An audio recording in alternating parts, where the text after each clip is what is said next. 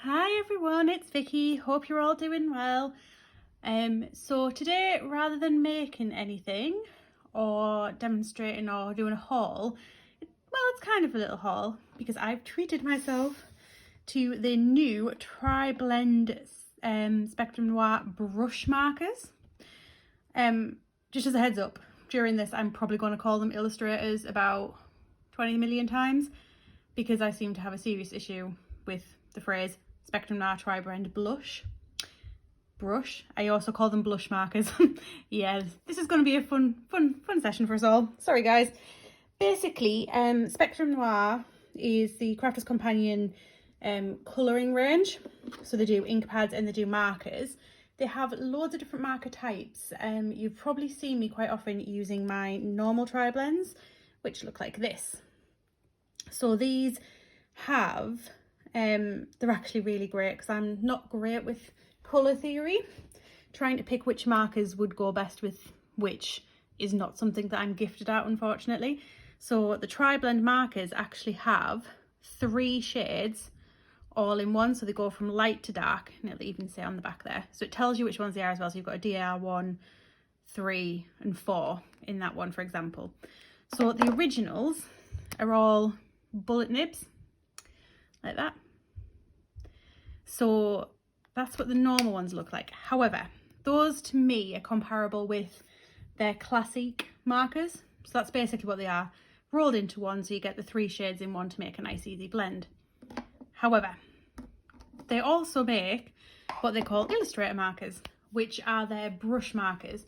So they're good for things like flicking techniques and trying to get specifically what I really like them for, or the look of them for, is things like fur and hair. Now I've been umming and ahhing about buying myself some illustrators for a while, and then I got an email to say that they were going to bring out Tri-Blend brush markers. I will learn to say that by the end of this video, I do apologise.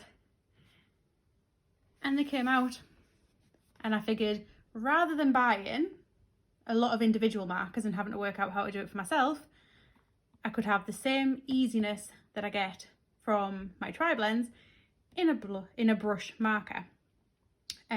So I treated myself. The standard Tri-Blends, they do 48 pens in total, over a bunch of different ways you can buy them. So the 48 pens all have 3 to each, so that's like hundreds of colours.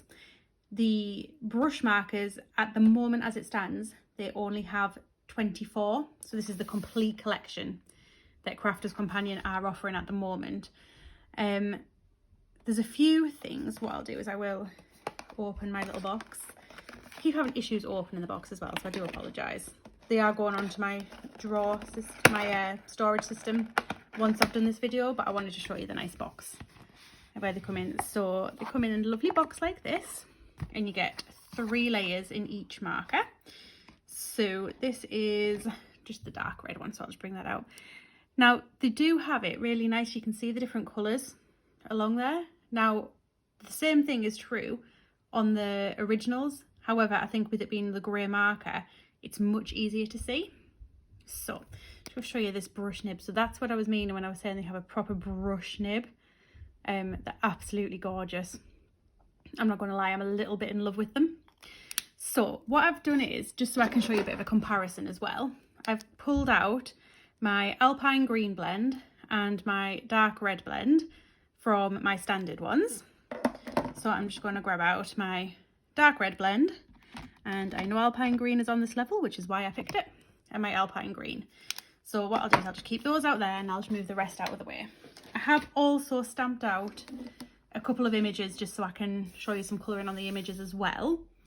I'm still getting the hang of them, so my colouring with these isn't perfect. But as I say, I am getting the hang of it, and considering I'm still practicing with them, I think the effect you get is pretty damn good, I'm not gonna lie. I do also want to tell you, this is the cardstock I actually use for my colouring. It's Nina, Crafter's Companions, where I got this one from. I think you can get it from other brands as well, I'm not sure. But I just find that this is really nice and smooth, so I get a nice blend with my markers when I use them. And these images I've just stamped out with my Memento.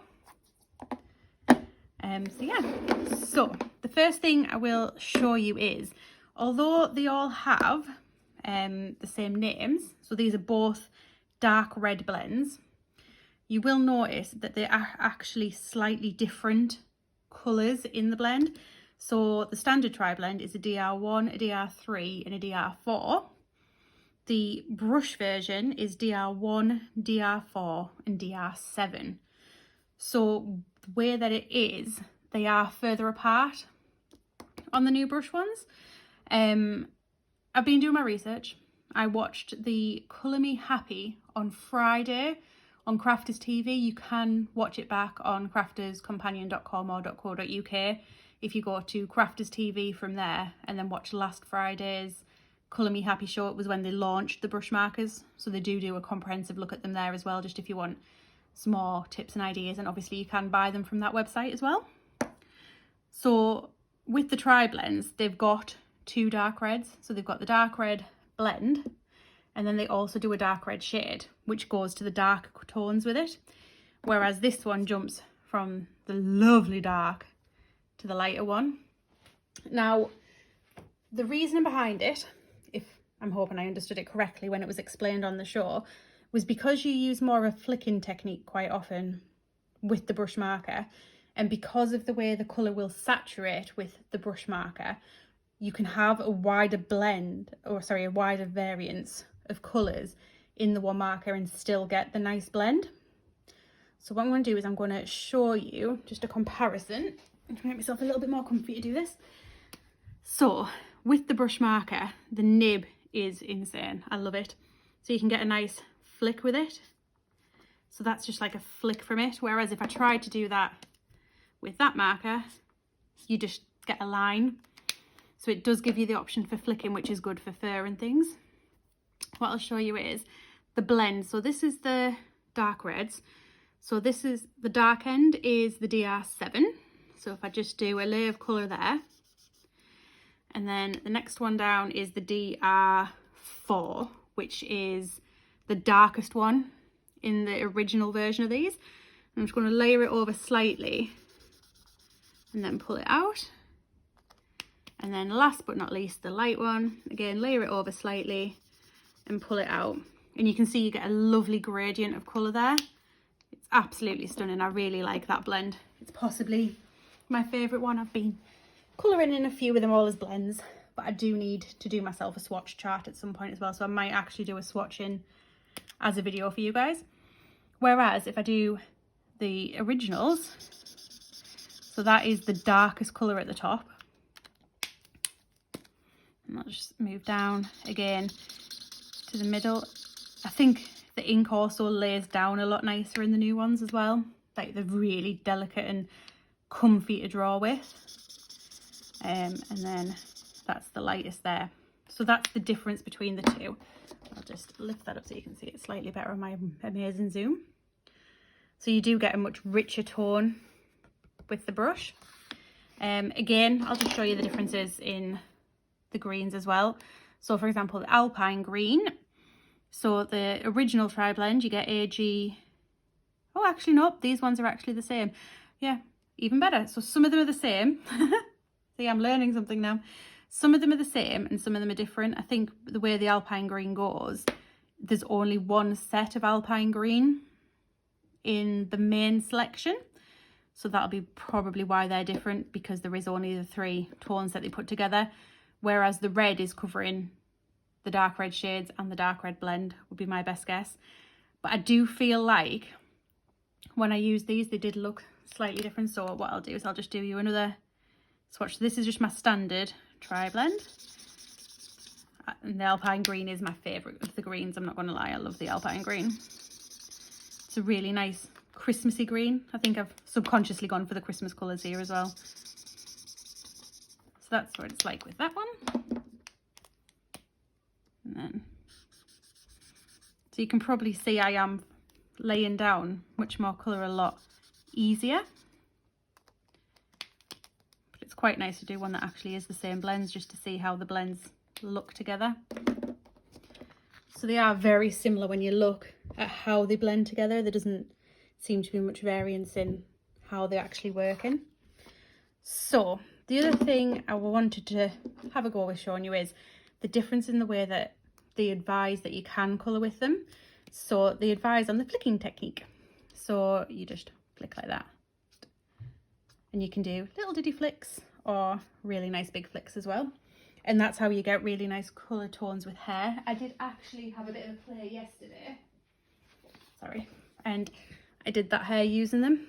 This was me doing a testy chart. So yeah, I think I need a bit more practice, but it does give that nice texture to it. You can also blend the colours together a little bit better as well. Again, it's something I want to practice with, but I just wanted to give you my views on these for now. In terms of holding the pens, they are really comfy to hold. They're not uncomfortable on your hands or anything. They're nice and gentle, and you can get a really lovely, easy grip on them, so that's really nice as well. So all I'm doing is starting with the darkest and moving down the lightest, just with the little flicks on these. As you can see, I'm not the best flicker yet. Yet another thing I need to practice with. So that one was there, it was done with the flicking, and you can just go over it to blend it out slightly more. The other way that you can do it, and they do say on the box lid that this is a perfectly good way to do it, is to lay down your lightest colour first. That's just going down there. Trying not to get my head in the shot, hence why I'm leaning at a funny angle. And then obviously lay from dark to light again. So there's the darkest shade. I do absolutely love this blend. I think it's possibly my favourite blend of pens ever. I think it's absolutely gorgeous. And then the end of that, bring it back out again with the light shade. Now for me, when I look at it, I love the effect that the flicking gives. If we ignore the fact that I went slightly over the lines, I think it gives a beautiful blend to that. By comparison, what I'll do is I'll do the petal next to it with the standard dark red tri-blend, just so you can see from what my petals would normally have looked like with my original colouring. So with those, it's all more about doing your circles. And then colour halfway over. I don't know why this pen squeaks so much either, I do apologise. It's not the nicest noise in the world. So that's the blend I get for that one. Just there. I still think, especially when it comes to things like petals and leaves that have that grain to them, I think it looks really pretty. I'll just do one of the greens as well. So I will do one of the leaves I did for you. The way they are, I think they're meant to be holes, but I'm just going to kind of use them as lines for this. So to me, a leaf should be dark in the middle and go out to the lighter colours. So if I just play with the flicking, as I say, flicking's a technique I'm trying to get the hang of, but I think it works really nicely with these pens overall. Bear with me. If you are thinking about them at the moment, Crafters Companion do have their big birthday event on, so if you're already a member, they're doing double points this week. So it's always a good call when you can get double points. It might boost you up a level. And any club discount you get is also still included in that. I would say they are full price. I believe they're about £70 for the box, which isn't too bad. It's about the same as it is for a box of the normal ones. And obviously you would need 2 of the boxes to complete the full collection. I think they are easier to colour with if you're possibly newer to colouring. The nib does go to a slightly finer point. I think I can get into slightly smaller detail with it than I can with the other ones. As I say, it's still a work in progress for me using the new markers. I've still been having to play with them, trying to work out which way using them works better for me. As an investment, I am really pleased with them. I do really like them. When they arrived, I had that moment of buyer's remorse, thinking, oh, it's nearly payday. And then I thought, once I started using them, that they were totally worth it for me. As I say, it's a considered purchase, you know, but it's something that I was wanting to invest in illustrators anyway, for the purposes of hair and trying to get a bit more texture into some of my colouring. And I am really getting into my colouring, so I did want to expand my horizons with that. So for me, they were a really good option to get me into the illustrator side of colouring. If I had to pick between the brush markers and the standard ones, I think if they did the brush markers with as many colour options as they do the main ones, I'd probably pick the brush ones, but just for colour options at the moment, they are slightly winning. What I will do is I will quickly show you as well the side of the box, just to show you the colours that you do get in here. And I'm sorry, I'm ever so slightly funny about trying to make sure I get them all back in the right order until I put them on my storage. So, oh, sorry for shaking you there. So these are the colours. So you've got dark red blend, coral blend, burnt orange, gold yellow, citrus green, alpine green, light green, dull green. Then you've got jade green, green turquoise, blue turquoise and true blue. You've got hydrangea blend, purple blend and pink violet blend. Then you move into the pink, so you've got a pale pink, a magenta blend and a bright pink.